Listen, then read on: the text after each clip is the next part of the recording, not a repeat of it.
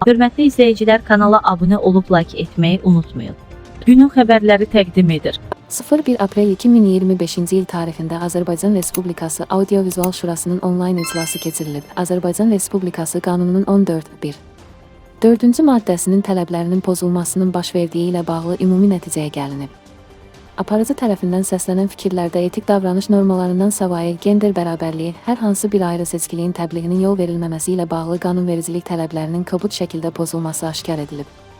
Sonda qeyd olunan pozuntu faktına görə qanunla müəyyən edilmiş ən uzun müddətli yayımın dayandırılması sanksiyası tətbiq olunaraq Kanal S televiziya kanalının proqramlarının yayımının 4 aprel 2025-ci il tarixdə saat 06:00-dan 05 aprel 2025-ci tarixdə saat 06:00-da 24 saatlıq dayandırılması ilə bağlı müvafiq qərar qəbul olunub.